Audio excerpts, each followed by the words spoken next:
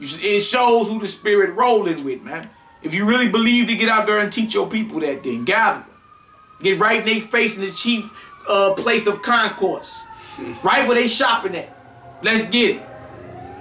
Did you brothers know better, man? Now trip off this. It says right here, Tacitus of about 90 AD says, many assert that the Jews are an Ethiopian race. Grab Amos 9 and 7 for me, brother.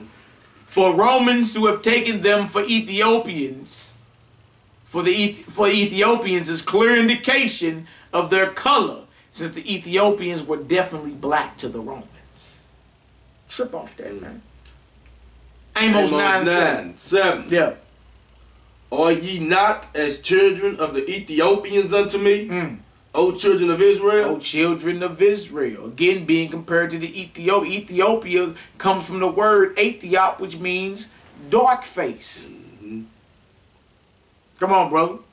O children of Israel, said the Lord, have not I brought up Israel out of the land of Egypt, and the Philistines from Castor, and the Syrians from Ker? Behold, the eyes of the Lord God are upon the sinful kingdom, and I will destroy it from off the face of the earth. America's done. The Lord is about to get rid of America and Babylon as a structure and as a construct. It got to go down. Power got to go back to the 10 horns. Power got to go back to the 10 horns next. But Babylon is going down. The Lord said, I'm going to destroy it from off the face of the earth. Knows he talking about the children of Israel, because the children of Israel are held captive by this beast. But what, brother?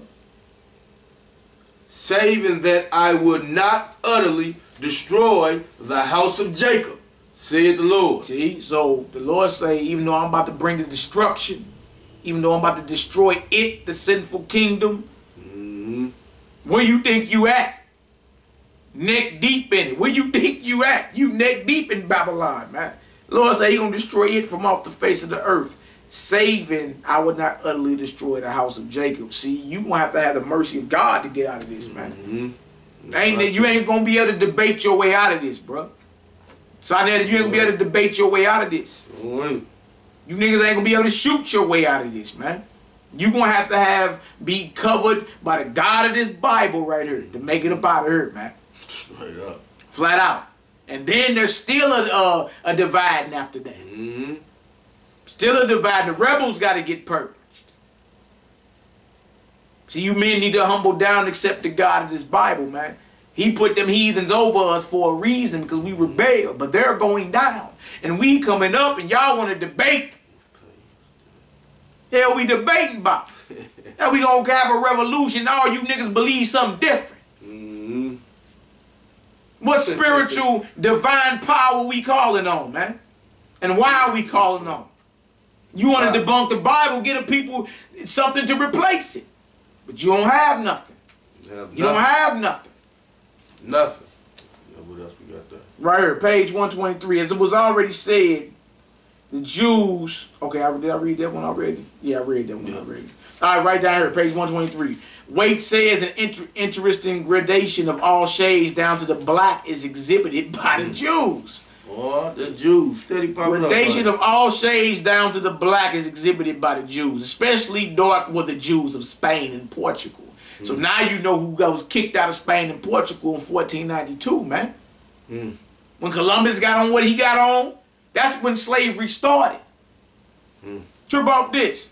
So dark were the Jews of Spain, especially dark were the Jews of Spain and Portugal. The Portuguese Jews were very dark, says Pritchard. Very dark. The Duchess of de Abrantes, wife of Napoleon's ambassador to Portugal, said that the Jew, the Negro, and the Portuguese could be seen in a single person. Wow, man. So dark were the Jews, especially of Portugal and southern Spain, that many whites thought all Jews were black or dark. That's because you had your converts coming on in. But especially dark were the Jews of Spain. And the rest of them are just pictures, but we showed enough pictures already. You feel me? And now we going to get to it right here. Talk about Beethoven. Beethoven was a Negro. It go more and more into it, man. But again, y'all looked it up. Nature knows no color line. by J.A. Rogers. He also got the book Sex and Race. And the brother went over to Europe himself and did his own research. You see what I'm saying? So just, you know, firing back at this boy. You know, he talking crazy. Ancient and Modern Brits by David Mack Ritchie. Let me get some pictures out of this, show some ancient Hebrews. Ancient and Modern Brits by David Mack Ritchie. We read about him earlier in Nature Knows No Color Line. Now, this was an Edomite. This was a white boy. All right? This was a white boy. Now, trip off what he say about the Scots and the Picts and all that.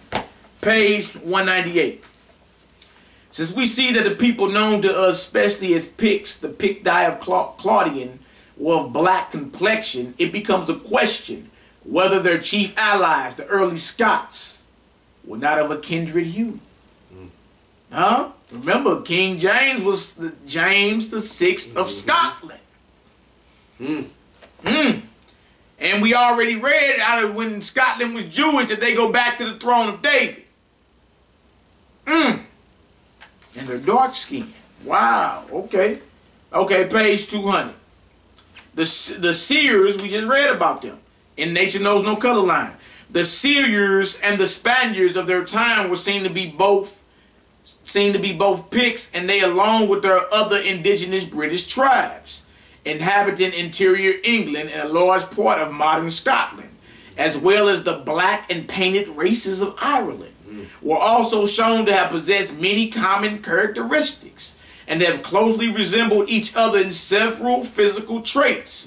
And the Picts and Scots, specially so named, although each title appears to have been a general nickname and nothing else, may thus have been transmarine, not only because they dwelt on the further side of the Irish Sea and the Firth of Darkness. And then it gets down into it. It says, that save for the mountain range that skirts the eastern side of Loch Lomond would have severed the bulk of Scotland from the larger section of the island, not only because they were apparently the kindred of the more distant Picts of the Spanish Peninsula and the islands of Osty Mines, but also because they themselves, the Picts of the British Islands, are traditionally said to have come originally from the part of Scythia. Remember Paul saying there's no barbarian, no Scythian. Yeah. Paul wasn't writing to a whole bunch of group of white folk, man. That's what y'all believe.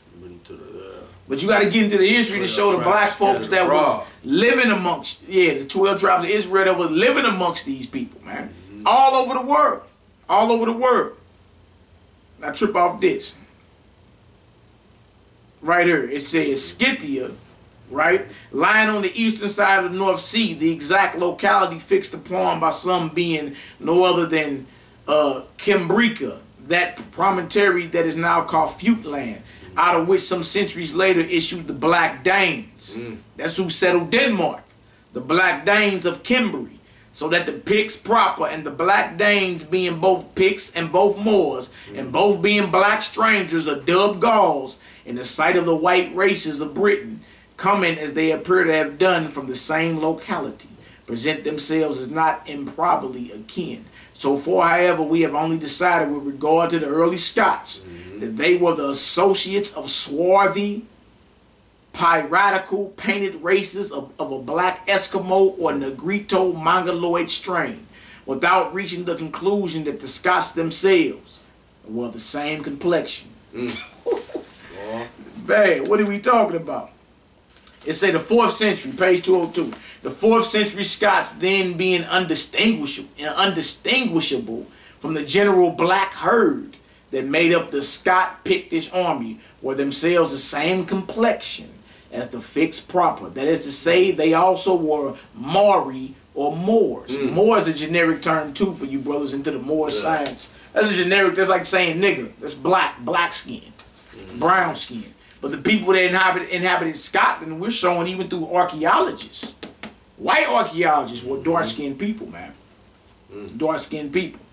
And it goes on, man. It says, however contradictory this deduction may appear, it must never be forgotten that the people who made Scotland an independent nation were not Scots. The Bruces, the Wallaces, the Stuarts, James Stewart, and many other lesser names were Normans and Flemings. It is true they identified themselves with the earlier races and readily assumed the name and some of the ideas of their adopted country. For men are very chameleons in their aptitude for making on local color, but they were not Scots. The rank and file of their followers may have been Scottish. Some of the leaders were so. For example, the good Sir James, the most loyal of all Bruce's knighthood. But he came of a race that boasted its ancient aboriginal blood and that bore a surname which signified the black man. Sir James, the Stuarts, the black man. And he himself, although by this time the family of Douglas had, likely enough, made more than one alliance with the whites, he himself was of a black and swart complexion, dark complexion, according to God's Croft, for which cause he was known to his foes as the Black Douglas. We read that out of Scotland when Scotland was Jewish. The Black Douglas. That's even testified by this cat who ain't even living no more, David MacRitchie. So we got that. You got the Basilicon Doron you want to read? Because a lot of y'all claim that King James was a homosexual. We showing you that he wasn't a white man. We showing you he wasn't a white man. And also... And then not just that. He tried to say James. That being King James' name. Right. Why wasn't his name Abraham? Yeah, he did. Like that. Yeah, you did say that. You put your foot in your mouth again. We're going to look up James in the dictionary, right? James is the same word as Jacob. Yaquab, the supplanter. King James, he could have been called King Jacob as well. Yep, mean the same thing. Abraham had a grandson named Jacob, doctor of deceiving Ali Muhammad. You got something you want to read? We're going to read that about... This is right here is the Basilicon Doron. This is King James. This is his book. You see, the whole lie of him being homosexual was created by a man, Sir Anthony Weldon, who used to be a part of his court, that he kicked out his court. And he waited 25 years after King James died. And 1 year after his son's head was cut off. And he started spreading rumors that King James was a homosexual. Now, being since this is court and we throwing a charge of homosexuality, what would we do to prove he wasn't a homosexual? Because none of us got a time capsule, right? Go to his writings. We got to go to his writings. This is his book right here. Written in 1599 before he had the Bible even translated. What's on that book? Yeah, let's go. Y'all go